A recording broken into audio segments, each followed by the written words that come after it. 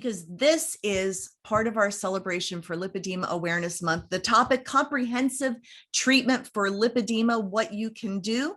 Catherine Seo, distinguished author, documentarian, patient advocate, and passionate for the cause of lipedema. And Dr. Leslyn Keith, board president and director of research for the Lipedema Project. And she has so many other things I could say, but I don't want to take up too much time. I mean, after all, you're a director of the master class programs, courses, and webinars for Lipedema Project. You have a doctorate in occupational therapy. You've been treating lymphatic disorders since 2000. So we have two esteemed guests today to talk about this topic. We see people are logging on.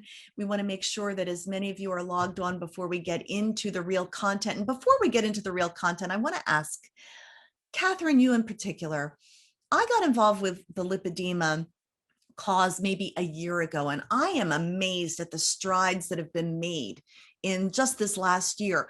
When you envisioned what lipedema awareness could be, are you a little surprised at how far we've come? Yeah, Leslie and I often look at each other and go, wow, look at it. It's really amazing. So just since last Lipedema Awareness Month, we've tripled the registrations for our webinar series. So our webinar series is close to 2,800 for this month, which is remarkable. Those are huge numbers for us. That is huge. And I see there is a groundswell of, there's such momentum going on. Do you agree, Leslyn? Yes.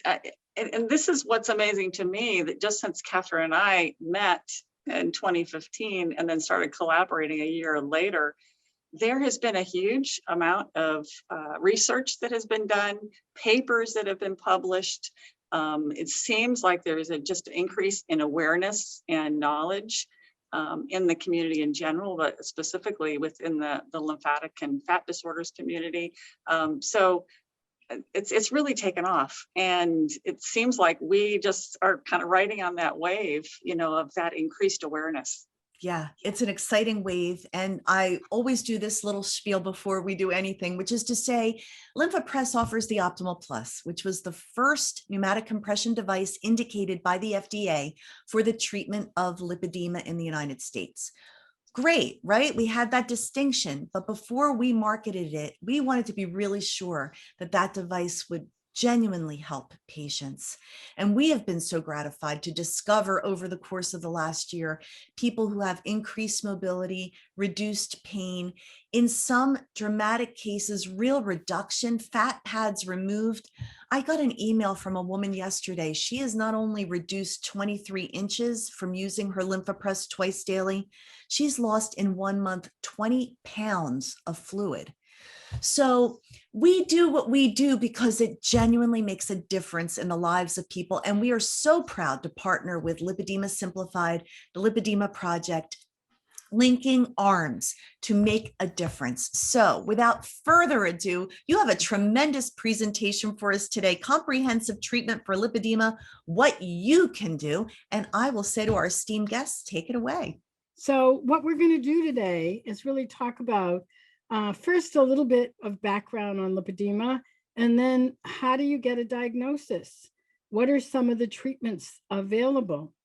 And how do you put together a healthcare team? Managing lipedema through a healthy lifestyle. Yes, even though they say that that lipedema is resistant to diet and exercise, I'm happy to say a healthy lifestyle can actually make a difference. And then it takes a village, it takes a tribe, it takes a community, how to get support that you need and really deserve. And how can you improve the quality of your life? This is really about you. And how can communities support that so that you can address all of your needs, the physical, mental, spiritual, emotional, psychological, social. We really work with a comprehensive model, and Les will go into many of those details, and I'll go into some of them at the end. A little bit about us. As Brenda said, I'm the founder and CEO of Lipedema Simplified and Lipedema Project, but I'm going to skip to the end because I really think that's the most important thing that I bring, which is that I have lipedema, lymphedema, and I've struggled with obesity myself for over 65 years. I've learned a lot, and so much of everything else came from my wanting to find solutions. And then as I found them, the only thing that I could do with them is share and share and share and collaborate with my very good friend, partner, and colleague, Leslie Keith. So I'm Leslie Keith, and as Catherine said, and Brenda said, the president and the director of research for the Lipedema Project. And I've been treating lymphatic and fat disorders as a certified lymphedema therapist for over 20 years. I was trained with close training, and now I'm an instructor for close training therapists to treat lymphedema and lipedema. And I'm the author of the book, The Ketogenic Solution for Lymphatic and Fat for Lymphatic Disorders. And I have my new book coming out this December, The Lymphatic Code. Thank you. Thanks, Leslie. And I always like to add in, we were talking just before we came onto the webinar, and Leslie and I met at the National Institutes for Health in Bethesda, Maryland, which is the center for research here in the US. And Leslie was presenting her research. She had done a study on the impact of a ketogenic way of eating on lymphedema and obesity. I took one look at her poster and I was like, wow, this makes sense. This is the first thing that I've seen that makes sense. So I just happened to be, like when the stars align, that she was with her poster. And the two of us ended up in a conversation that ended up with both of us saying almost simultaneously, do you think this could work for lipedema? And as they say, the rest is history. So a little bit about lipedema is that, interestingly enough, it was first named in 1940 at the Mayo Clinic by Drs. Allen and Hines. They were looking at what ended up being orthostatic edema and trying to understand it. So this is from their staff meeting of 1940, where they say lipedema of the legs, a syndrome characterized by fat legs and orthostatic edema. It was the first publication that we know around it. And it took 75 years for anything to happen. Why? Maybe it's because it's a woman's disorder. Maybe it's because it's a fat disorder. Maybe because they really didn't know. So what we know about lipedema is that it is a disproportionate distribution of fat. What does that mean? That means, as you can see, if there's ever classic, this might be classic, but there's nothing classic about lipedema, that it's a fairly normal size torso with much enlarged legs and hips and butt, and the upper arms as well are affected. So we know some things. We know that it progresses over time without any kind of intervention or treatment. This is 4 stages, and it gets worse. So there's a symmetrical maldistribution of lower body fat, with the feet being unaffected. As you can see, up until stage 4, when lymphedema is really quite prevalent. Appearance of an ankle cuff, because in the earlier stages, the feet are not affected. There's a hypersensitivity to pain and pressure. There can be bruising with little or no evidence of trauma. And on palpation, if you just try, palpating or rubbing your arm or your leg, there's a grainy feel. Feels like little beanie babies. and there's a corrugated or mattress-like appearance to the skin. Again, you can see that in these photos. And as I mentioned, there's a progression, increasing weight, fat deposition, pain and swelling, if it's not managed. The good news is it can be managed. And overall, there's a reduced quality of life because of immobility, isolation, depression, in some cases, anxiety, because as you can see, lipedema is disfiguring.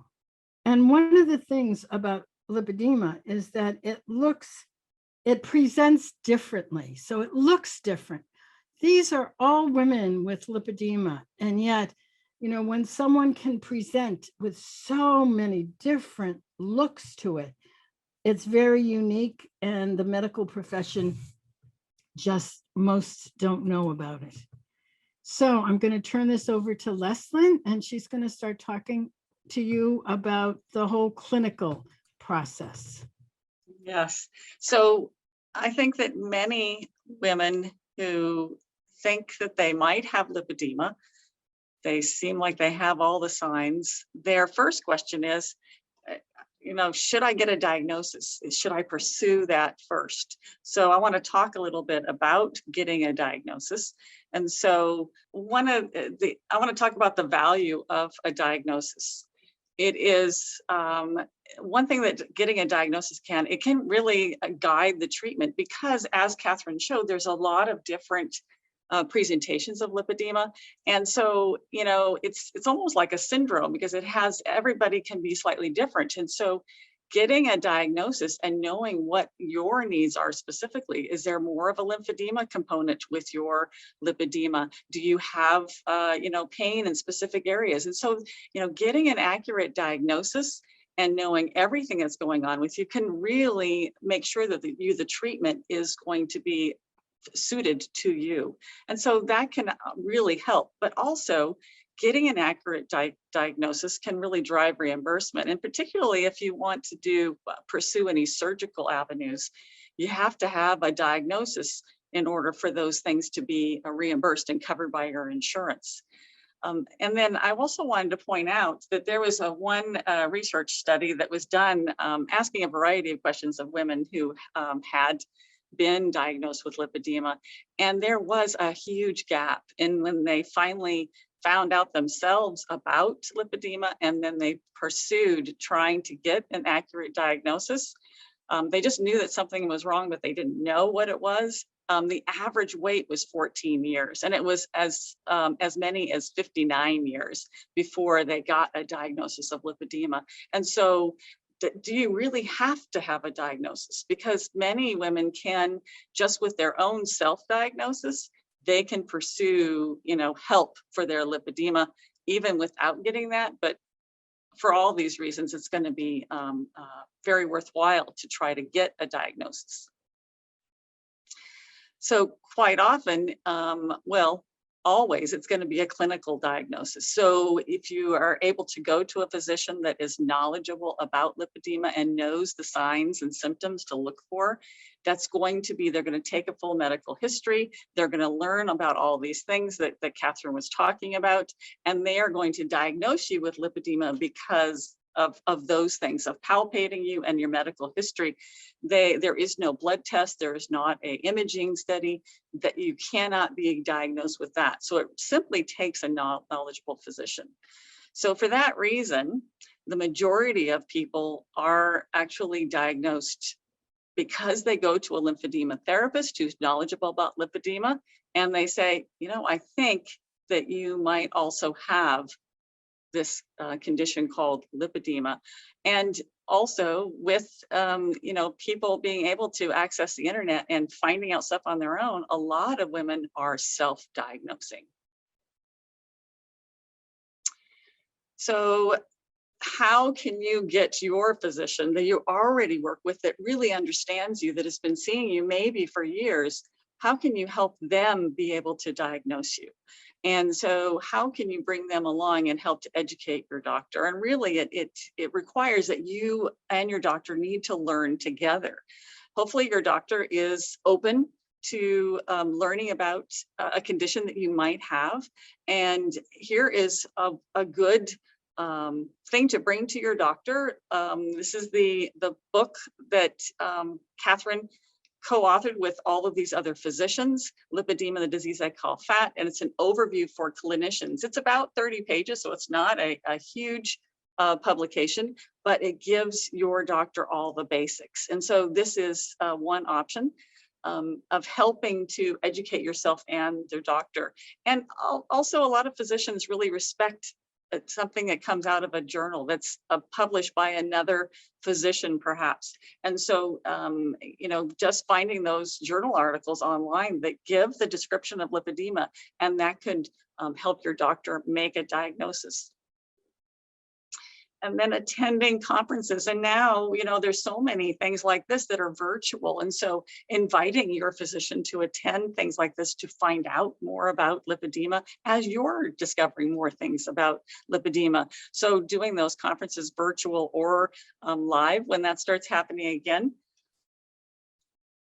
And lastly, maybe your lymphedema therapist who knows a lot about lipedema can be asked to do some kind of presentation with Grand Rounds. So these are things that happen at hospitals and other medical facilities.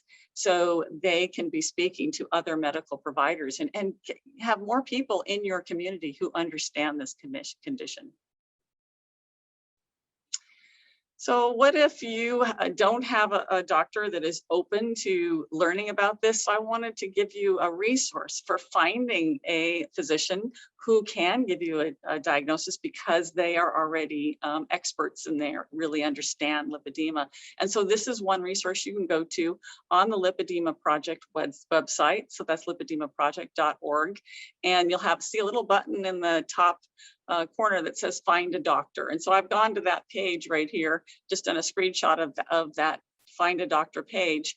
And so you can just zero into wherever in the world you are actually, and find who are the physicians in that area that are knowledgeable about lipedema. Many of them are surgeons, but you can still go to a surgeon and get a diagnosis. There are a few therapists on this list as well. And so of course a therapist cannot diagnose. And so, but you might find someone who's in your area or someone who is able to do a virtual visit and be able to get a diagnosis that way through at least your medical history. Of course, they wouldn't be able to palpate you. So it's best if you can go in person for a visit. So finding someone with this will be a good resource for you. Maybe you just want to find a therapist and help you with your own self-diagnosis. And so I would recommend going to this resource. This is Close Training website, and they have a therapist directory. And so you would put in your address or zip code into that little search box there, and you can do the parameters of someone within 25 miles, 50 miles, 100 miles, I think are the three choices. And so then you can find someone who has been trained by Close Training, meaning that they really are going to understand lymphedema as well as lipedema. And so they can help you, even if you can't get a diagnosis from that person, you can have a better understanding of your condition and start to get treatment. So this is also a really good source for you. So let's talk about building your team. And really it's going to start with your primary care physician. This is the person that you're already seeing for your care, and they understand all the conditions that you have, not just your lipedema. And this person is really going to be the one that directs you, that refers you to other members of your team. Even if they don't really understand lipedema themselves and they're learning along with you, starting with your primary care to get those referrals to someone who does understand it is going to be very beneficial to you. So the next provider on that team is probably the next person that your primary care is going to refer you to, and that's a lymphedema therapist. But as long as you go to a lymphedema therapist who also understands lipedema, and as I said, the close trained therapists do, then that person is going to be very valuable to you. And also, you might have a lymphedema component to what's going on with you. And so this person can help treat you in all of the things associated with your lipedema. Now, there's going to be other members that you might possibly access, but these two might be it. There might be a specialty physician you need. For instance, if you've got foot things going on, you might be referred to by your primary care to a podiatrist. You might have some joint issues going on, and so you then be referred to an orthopedist. So, so that primary care again is going to get you to those other specialty physicians. The next person might, if you also have a weight problem, going to a nutritionist or some other weight management program is going to be a vital part of your overall care. Now, that might be that your primary care physician can do that. Your lymphedema therapist might be able to do that. If they can't, then they're going to be able to help you get that referral to someone else who would have that expertise. And then we're going to talk about the exercise specialists, and quite often lymphedema therapists are physical therapists. And so they're going to probably give you that expertise in exercise. But if say that there's there's a lot of really well-trained massage therapists, and maybe they don't understand the exercise component, then you're going to need to have someone who is just going to be working with that. There are primary care physicians that really understand exercise physiology, might be addressed for there, but this might be another person you might need if that expertise is not in someone else in your team. And then I think you need to not forget about all the psychosocial support that you need because of this condition. And again, it might be addressed by someone else in your team, but they might want to bring in other programs or experts to help you in this area. And Catherine is going to talk pretty extensively on this topic because it is such a vital component to your overall care. And then a DME specialist. So this is your durable medical equipment. And so there are products and equipment that are very beneficial to the overall care of lipedema. I'll be talking a little bit more on that, but that's usually compression garments and pneumatic compression pumps are just an example of two things that you might need. And again, your other team members might really know that, or they may need to refer you to someone who is going to help you to get those supplies and hopefully get those covered by your insurance. And the last provider that is on this list is a surgeon, and you might need surgeries for other conditions. And we want to make sure that this is a team member that is going to understand how it may impact your lipedema. So making sure that they're involved in that. And you may need some specialty surgeries that are specifically for lymphedema or lipedema. And so this is going to be a vital part of your team and making sure that all these people are connecting for the benefit of you. Of course, this is all surrounding you are the main member of this team. And so we need to all work together for your best care. So let's talk about some treatment options. And the first options I'm going to talk about are the things that your lymphedema therapist, your certified therapist, is going to provide complete decongestive therapy, that's CDT. And the components of that are manual lymph drainage, which is a very gentle massage that's going to help mobilize any edema that is caught in your tissues.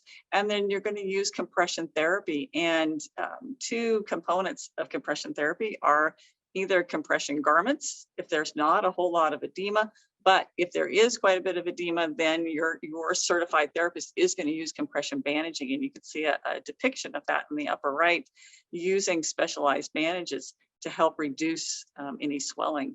And then doing some kind of movement and exercise suited to you and your individual situation. This is just one example of walking on a treadmill, but you know, that will be dependent upon you, and your certified therapist will help you figure out the best exercises for you. And then also is going to be very important is doing skin and tissue care. So if you have skin on skin areas that are prone to fungal infections, or you have fibrosis, that really firm tissue, so your certified therapist is going to guide you on how best to keep your skin and tissue healthy through this whole process. Other treatment options that would be provided possibly in your the clinic with your certified therapist, they may use a variety of modalities. And one of those that they may use in the clinic is a pneumatic pump. So that is, well, of course, this is a depiction of a pump put out by Lymphopress, and this is a lymphopod. And so it is particularly suited to very large people, and you can see it gets all the way up to just below the chest. And so using a specific pneumatic compression could be done in the clinic. And also, if it turns out that this is something that you may want to have for your home program, being able to try it first and making sure that it is going to work for you. You want to try it first in the clinic, and this also will help reimbursement when you demonstrated that this pump does work for you. So many certified therapists have pumps in their clinic, and you can try them out there, but you also might use it as part of your intensive therapy. A vibration plate is another option. There has actually been some research using vibration therapy for lipedema, and it's shown to be beneficial for reducing pain and reducing swelling and increasing bone density, all kinds of things. So this might be something that you might have in the clinic. And another modality is deep oscillation. So this is lifts and dropping of the tissues that helps with, again, lymphatic flow, pain reduction, a variety of things. It's a modality that can be used by your therapist. Also, another modality is cupping. And so again, it's a way of lifting tissue. Your therapist may use something on that. And then the last thing I put on here is using a laser specifically for a variety of co-conditions that you might have along with your lymphedema. And so really, I mean, these are only, what did I list here? 5. There is actually more. There's a lot of modalities that your lymphedema therapist might have in the clinic, of things that, if they're appropriate for you, and if they have them, if they're accessible and they've been trained in them, they might be trying out and seeing what is going to benefit you. So another treatment option is going to be surgical interventions. So, and these are not for everybody, but there has been a lot of research and innovations in surgical interventions. And so liposuction may be something that would benefit you. Also, just debulking or removing lobes might be something that is going to be helpful for you. And if there is a lymphatic disorder along with your lipedema, you might also be looking at some microsurgery techniques. And I know that there's been lots of presentations in various venues about those lymphatic microsurgeries. So if you do Google that topic, you can find out more about that, or any of these topics. You can find out more about those. As a therapist, the surgical interventions are not my forte, but they are out there. And also as a therapist, I'm going to usually be working with someone pre and post surgery to make sure that we have the best outcomes and the best healing. So your certified therapist will still very, very much be involved if you choose to go for one of these surgical interventions. So now, maybe you've already been through some CDT with your lymphatic therapist, and now you need to have some practices that you're going to do at home. What can you do for yourself at home? Maybe you through the pandemic you have not been able to get to your therapist, actually go to a clinic, but there's still so much you can do at home, how can you take care of yourself on your own. And so the first things that I have on here, these healthy lifestyle practices, these are actually good for everybody. It's going to have a particular benefit for lipedema. So I want to go through each of these. And I feel like the foundation for any healthy lifestyle is going to be diet, using nutrition, and specifically using therapeutic carbohydrate restriction. Removing most of those carbohydrates from your diet is going to be hugely beneficial. And so I really focus on ketogenic nutrition, but I've had many patients who have, just by removing, for instance, gluten, removing all grains and removing gluten from their diet, have had huge benefits. But I feel like getting those carbohydrates as low as possible, particularly for lipedema, has a huge benefit. We've had many women talk about just the pain itself. Within 2 weeks of severely reducing their carbohydrates, the pain is resolved or very, very low. So I would highly suggest investigating and seeing if this kind of carbohydrate restriction can work for you. And then the next thing is going to be physical activity. So in some way, go ahead and give me the next picture there, Catherine. You want to move every day. And so finding those activities that are going to work for you. And it may be walking in a pool. It may be just starting out with walking to your mailbox every day, but some way moving every day. And those movements and activities that are suited for you and your lifestyle, and also a lot of times your pain level and your mobility level. So finding some way to move every day.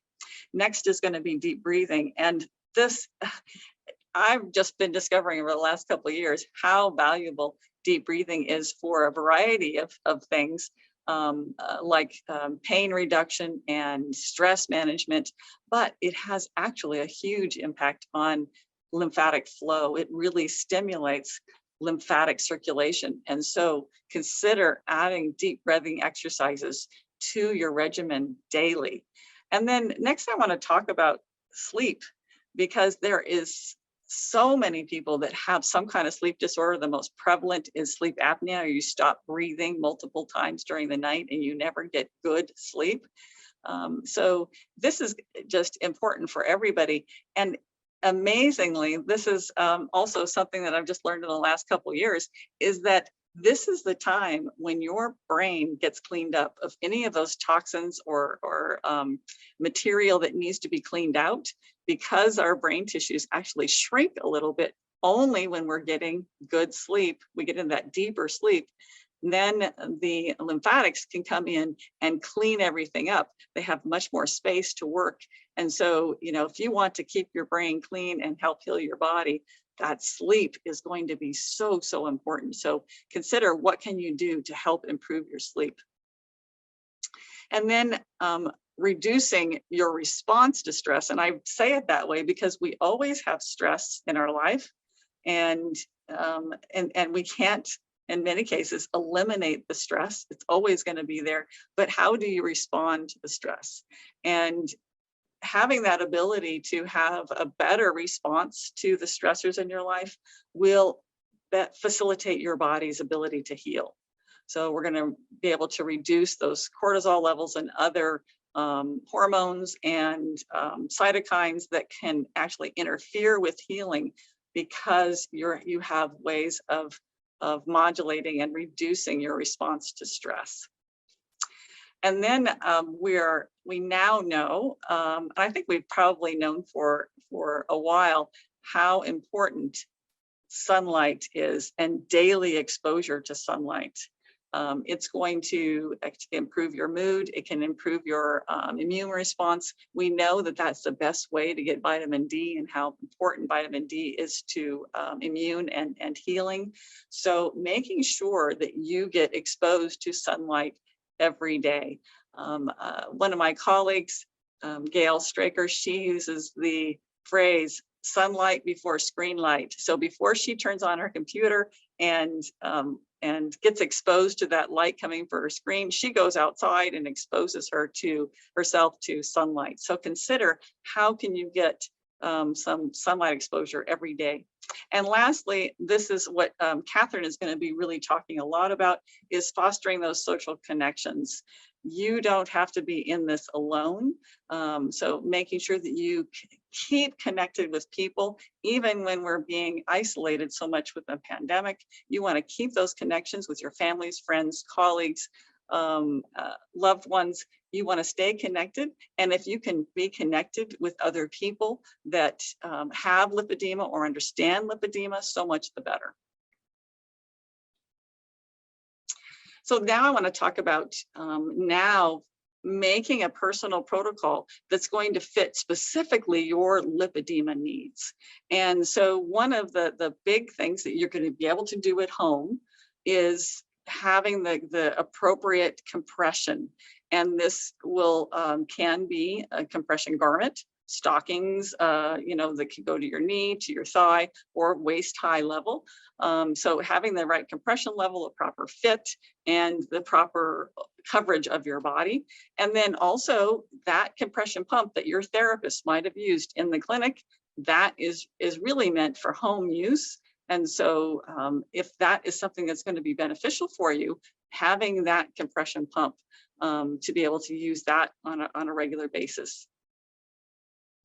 Also, a manual lymph drainage. So do you need to go to a therapist on a regular basis to continue to have that? Or are you able to do that on yourself? It's actually a very good adjunct to your compression pump, being able to do some manual lymph drainage on those easier to reach areas above where the pump addresses your situation.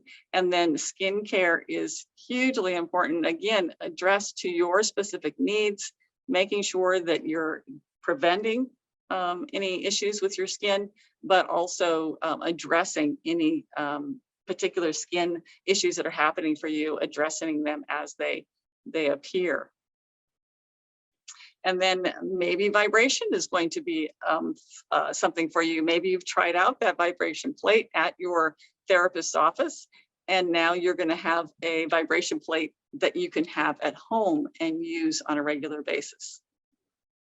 Another option is that if you tend towards having fibrosis or that really firm tissue, then there are lots of home management things you can do. And incidentally, with our Lipedema Awareness Month webinar series, Karen Ashworth is going to be talking about some of those fibrosis management techniques that you can do in your home for yourself.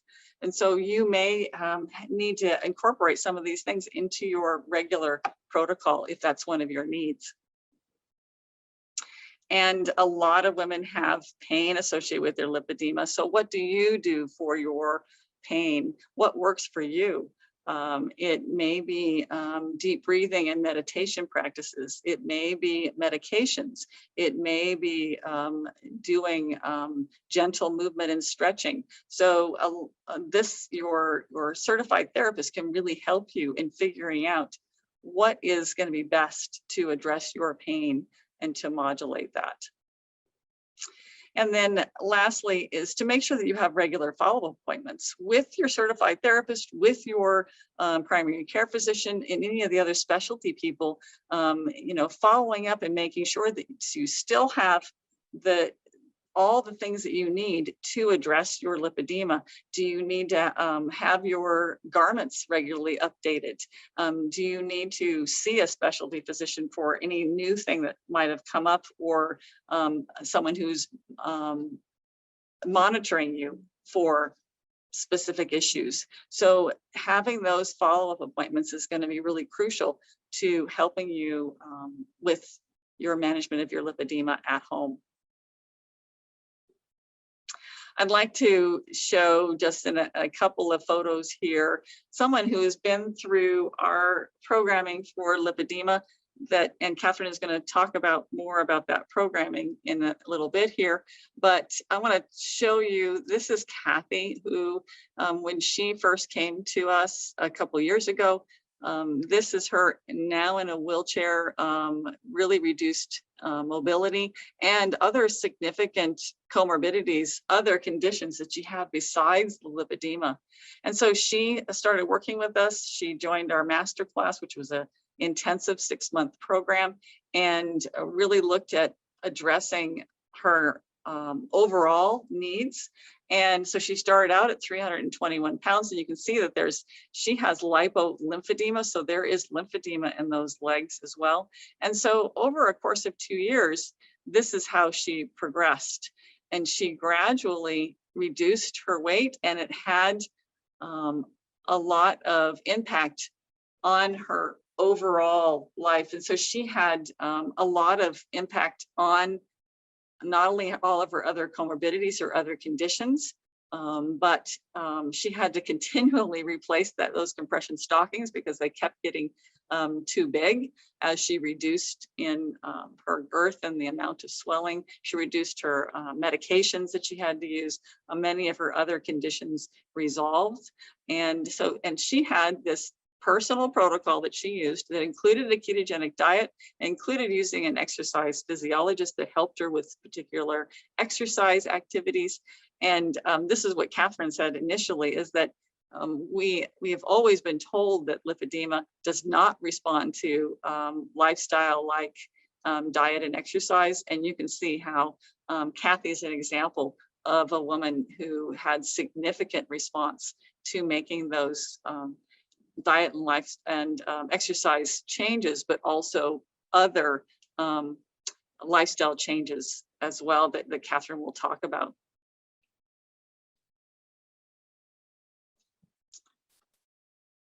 And I think, Catherine, now we are on to your presentation. So yes, thank you. Coming back.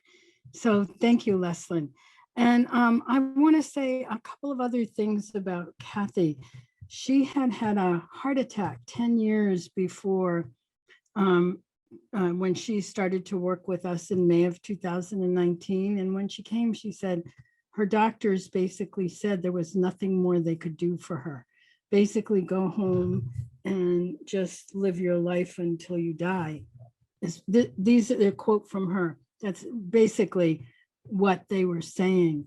And so her determination and her willingness to take baby steps, because a lot of them were baby steps over a couple of years. She's now actually our fitness coordinator. She's running fitness classes for our community. I just think that's amazing. Oops. Okay, so I want to step back just a bit because Leslyn's mentioned the psychosocial. Well, what we discovered is that healing and management of a chronic disease is really a holistic approach, and that we needed to include not only the physical.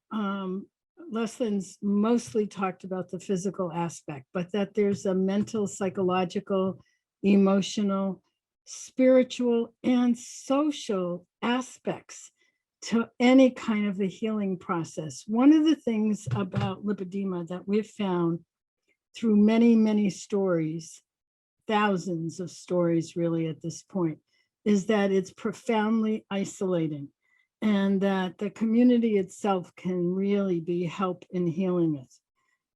And so what we have done and really support women in is building tools and a personalized, very unique to each woman, depending on where she is in her process, tools. And I'll talk a little bit about what some of those tools are. So the reason we use the example of walking to the mailbox, when Kathy was getting out of her wheelchair and was starting to become mobile, she just walked down her driveway to the mailbox. That was the first little steps that she took. Then she walked around her neighborhood with her husband, maybe even 2 blocks at a time. And then she started with an exercise physiologist. So you start small. The steps that we're talking about are I mean, some people can take larger ones, but some it's just little step by little step. On the left, you see a flying pig. Her name is Emmy. She is our mascot, and it's a whole story about how she came into our lives. But in terms of mindset, we are told again and again and again that it can't be done. And, well, there's this idiom that says when pigs fly, which means it can't be done. Well, we have a lot of flying women in our groups, and we can say truly it can be done. And the emotional aspect in the green circle, that it's possible. There's such a backlog for many of us of years and years of dealing with self-blame. What am I doing? I'm trying to lose weight. I'm trying to get better. Nothing I do works. Nobody believes me. That whole narrative that we've heard many times, and I can say me too. So we work with tools to actually let go and to start to experience more of our own strength, our own goodness, our own capacity and efficacy for ourselves. And in the spiritual circle, there's actually Kathy, who we just shared her pictures, and one of the other women in that particular group, that for some women, the form of spirituality comes from being in relationship and encouraging and supporting and having someone else's back as well as your own. So it can end up being one of the tools that work in terms of spirituality, in addition to ones like meditation, deep breathing, quiet time. There's lots of others, but that was one. And then, of course, there's community.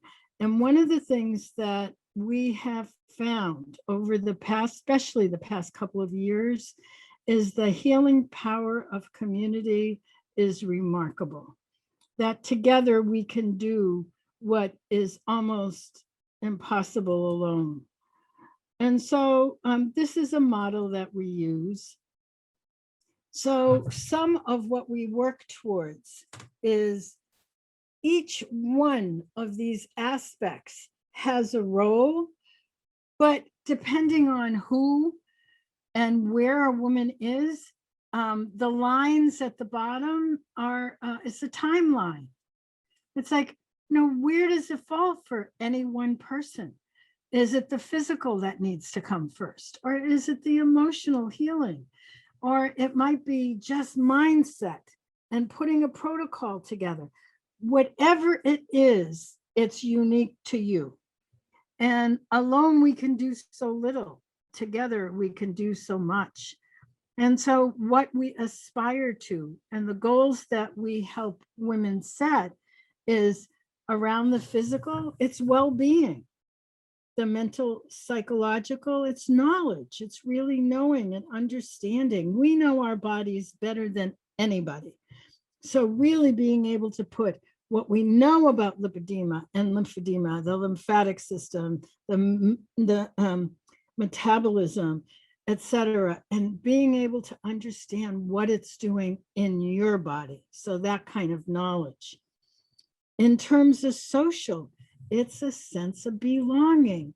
One of the very core psychosocial, well, physio-psychosocial, we added the physio there in the upper right-hand corner, is a sense of belonging, a part of something in some ways bigger than ourselves that can bring us back to ourselves in new ways.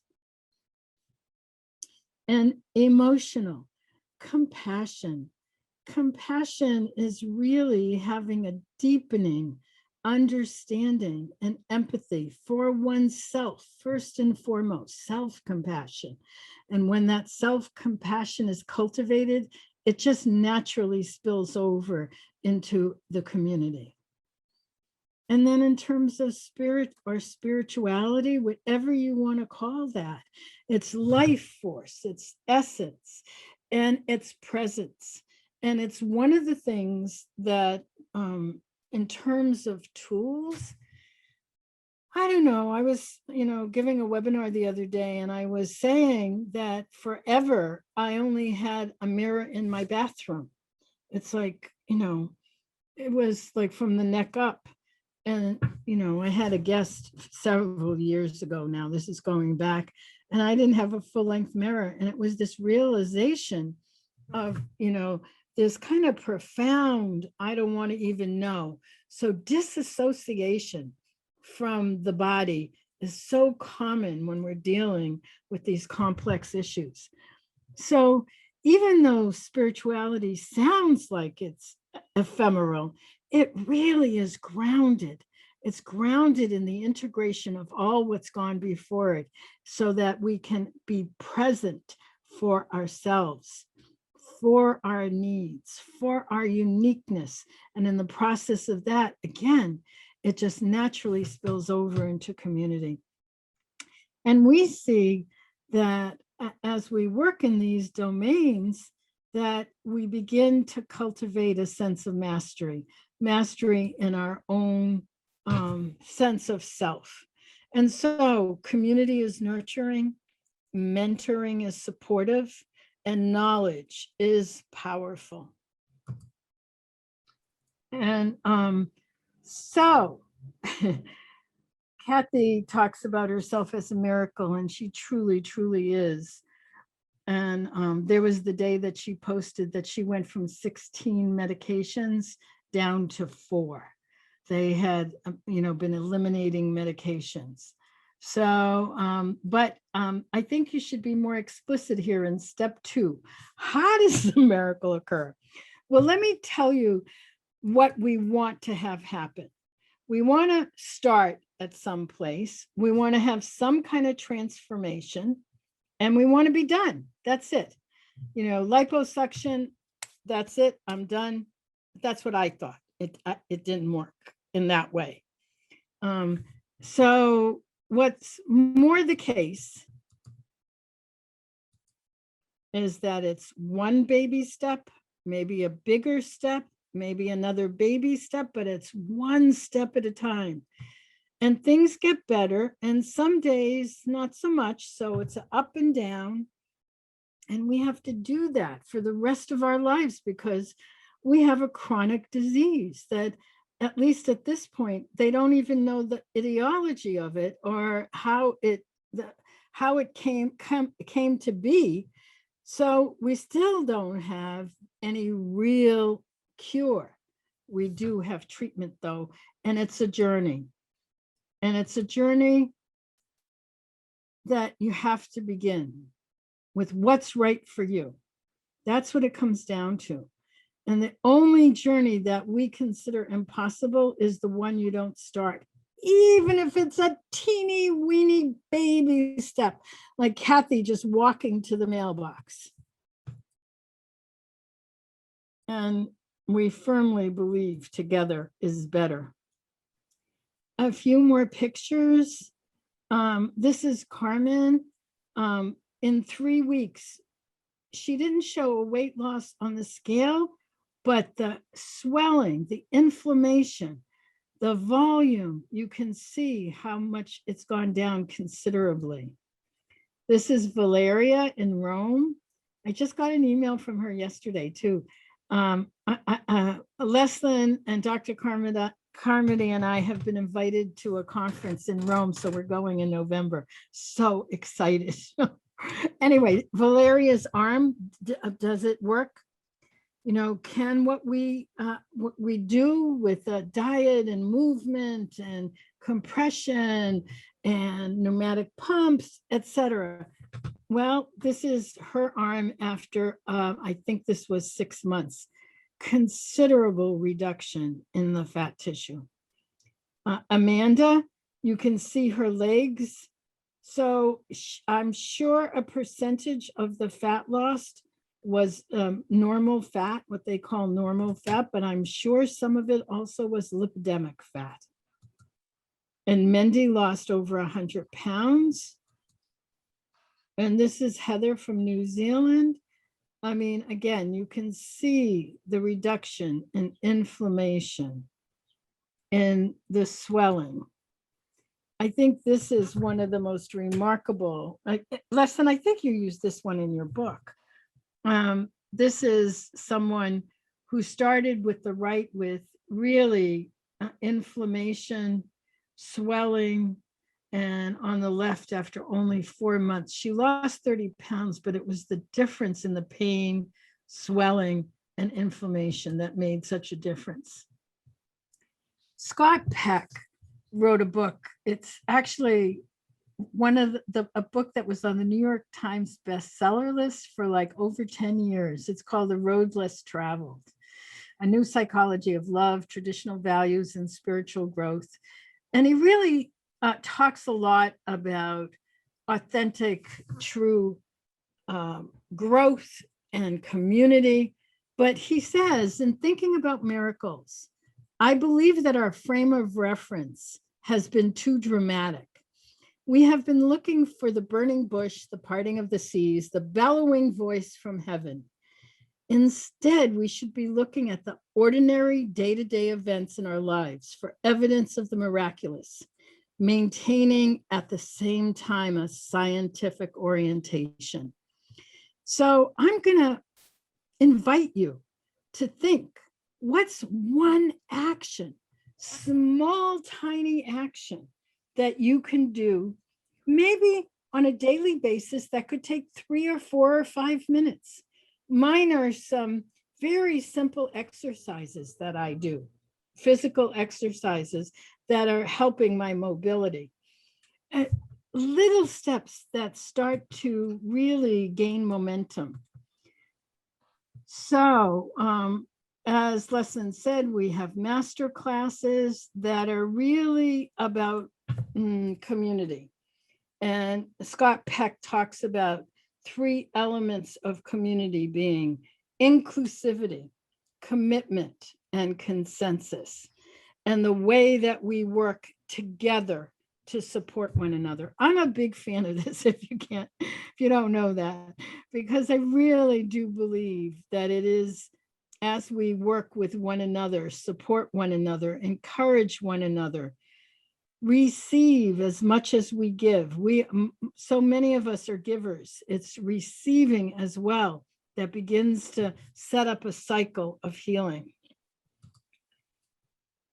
And I usually begin or end with this, which is a quote that says, "And I said to my body softly, I want to be your friend. It took a long breath and replied, I have been waiting my whole life for this." And so, if nothing else from today, think of one thing that you can do to befriend your own body. And I am applauding this presentation, Dr. Catherine Seo, Dr. Leslyn Keith. That was tremendous. And we are going to take questions from the audience. We have some here. I want to apologize. Our chat function wasn't working, but please put whatever you would like to in the Q&A, because our wonderful panelists have agreed to stay with us just a little bit longer, right? Yes, yes. Yay. Well, we're so glad about that. We want to say also that LymphaPress is very proud to be a sponsor of all the amazing work that you're doing, particularly for Lipedema Awareness Month and all year long. We just are so proud to partner with you. You are champions for this cause, and we hope to be the same. We know that we make a difference in people's lives, as do you. And I was taking notes because the information you provided didn't just necessarily apply to those with lipedema, but for any human being. Sunlight before screen light. Oh my goodness, I need to emblazon that one on my mirror every morning. We do have some questions I want to go to, if you don't mind. First of all, hugs to Catherine and Leslyn for all they do and for all those with lipedema, from our friend Judy Green. Judy, we're so glad you were with us today. Jess Fisher asks, will the disease they call fat video be available for purchase on Amazon again? Is there anywhere else to get it? It is running for free on Facebook. If you go to our Lipedema, and we are in the process of getting things straightened out with Amazon so that it comes back onto Amazon. I just went to look to see if it was here, and it must have just come off because it's been there for a few years. We will get it back up there. Wonderful. Teresa Payne, and Teresa, thank you. You've been such a supporter of our lipedema events. Asks, if nothing is done, will lipedema always progress to stage 4? And I would say no. And it depends what you mean, like if nothing is done. If you are never able to see a certified therapist and get that kind of therapy, it may or may not progress.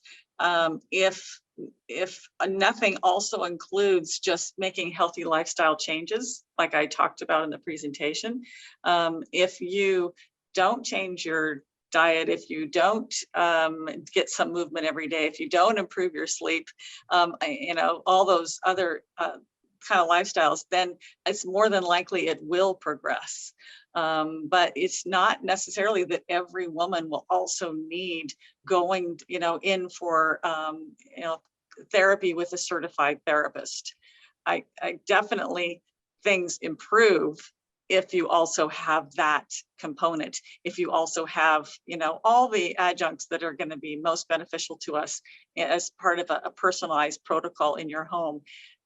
It just seems like that pretty much always improves. How much that improvement is going to be very individual, but also your progression. And, if nothing is done, that will also vary as well.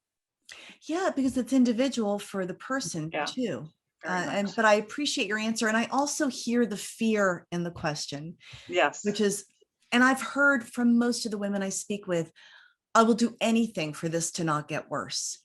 What I love about your presentation is you outline so many tools that can be in a person's toolbox to manage the condition. There is hope. There is hope. There is help.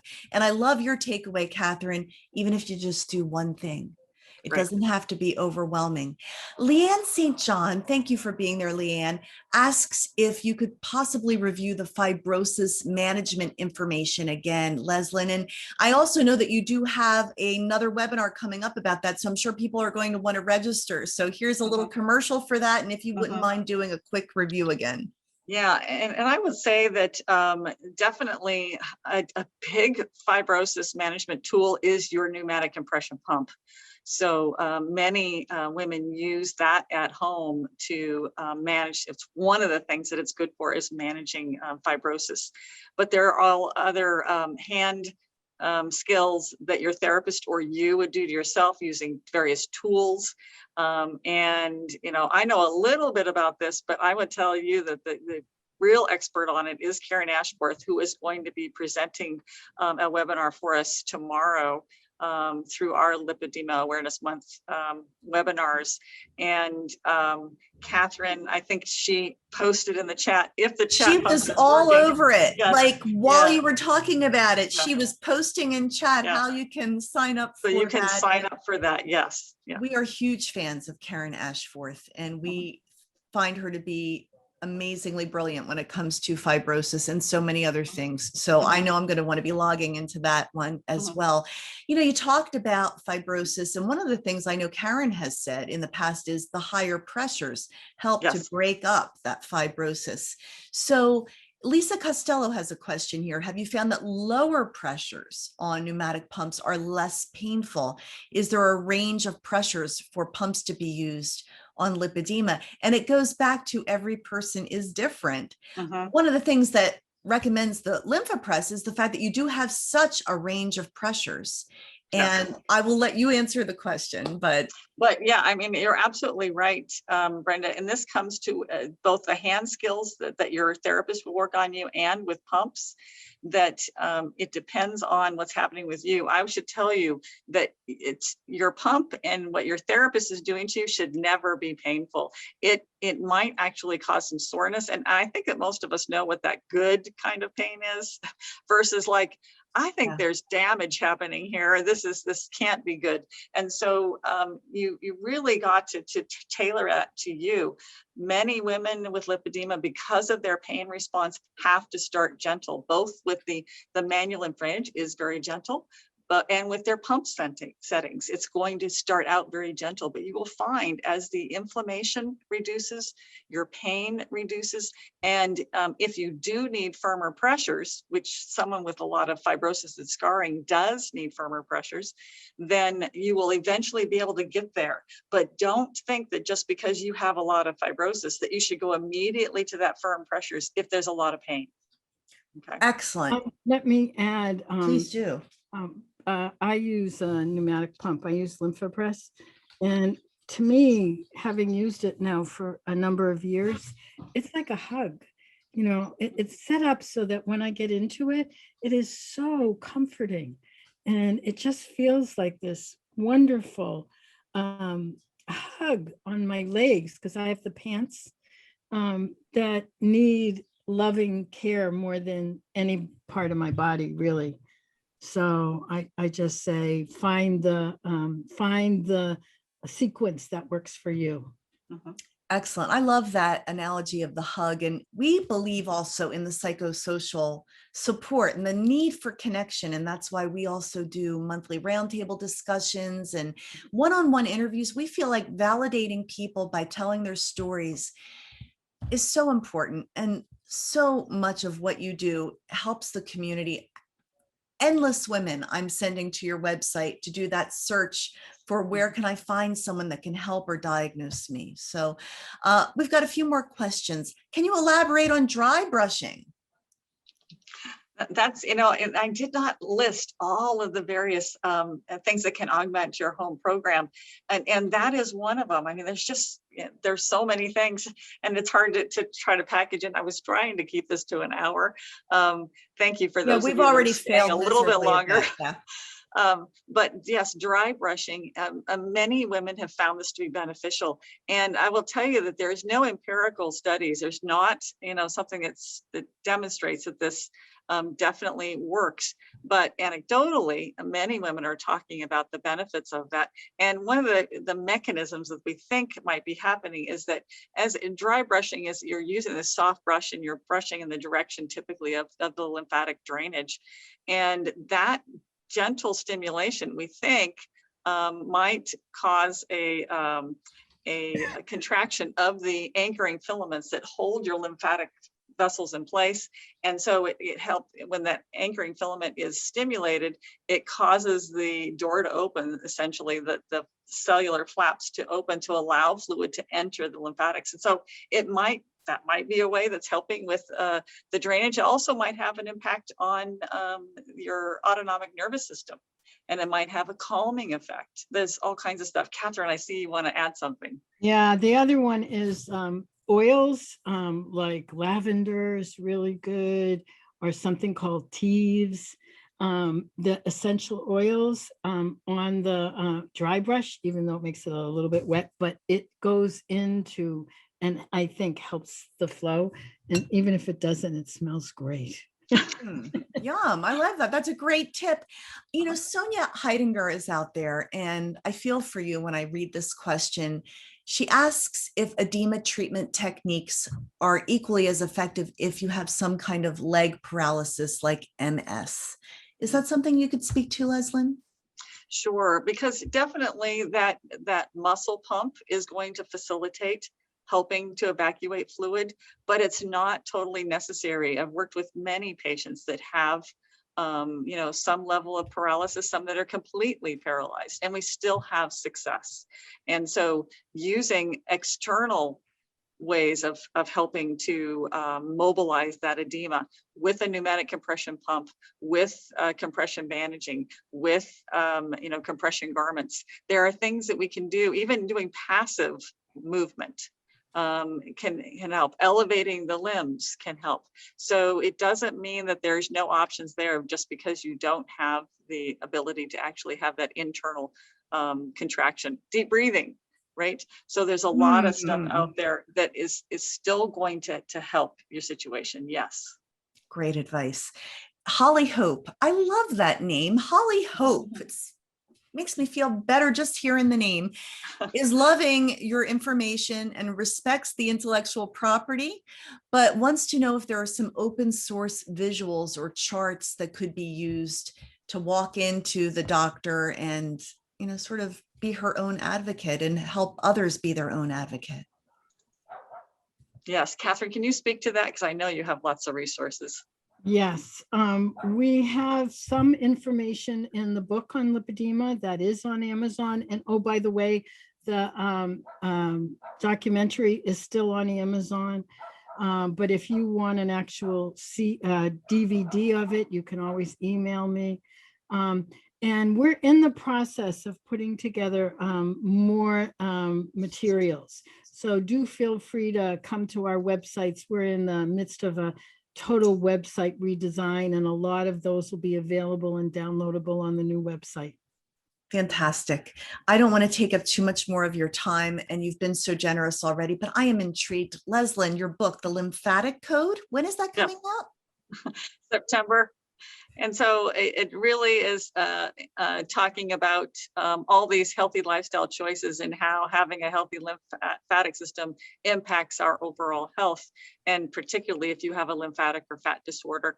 And there's just, in the last decade, I would say, there has been so much research out that is showing how the lymphatics actually have a role in every, if you think of a disease, the lymphatics have a role in their health or disease. And so I really talk about all kinds of conditions, but specifically how keeping our lymphatics healthy improves our overall health.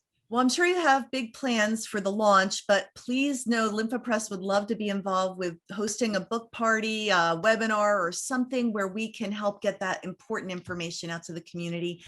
Before we run out of time, are there any final words that either of you would like to say?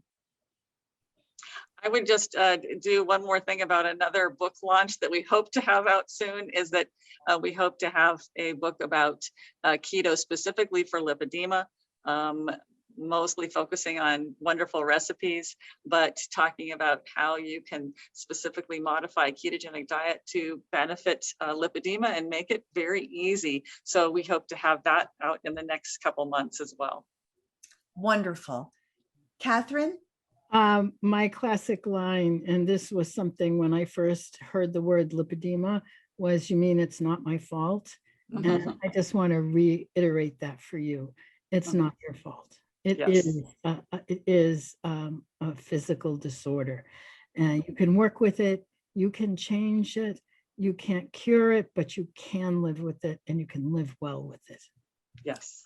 Words of encouragement. I love the way we've ended this. Of course, people are wanting to know, I want to watch this again. We will send everybody who has registered the replay. Also, if you register for any of Lipedema Simplified's Lipedema Awareness Month webinars, you will also get the link even if you can't make the live event, correct? Yes. So people want in. We applaud you for what you're doing. We're proud to partner with you. We appreciate you. We appreciate those of you who tuned in today and joined us live, and those who are watching the replay. If LymphaPress can ever be a part of your journey and help you manage your condition, it's worth it to find out. Please do contact me at bviola@lymphapress.com. It would be our privilege to advocate for you. Until then, we'll see you next time. And thank you, Catherine and Leslyn. Have a great day. Thank you. Have a great day, everyone. What a great time. Loved it. Thank you, Leslyn. Bye, everybody. Bye-bye.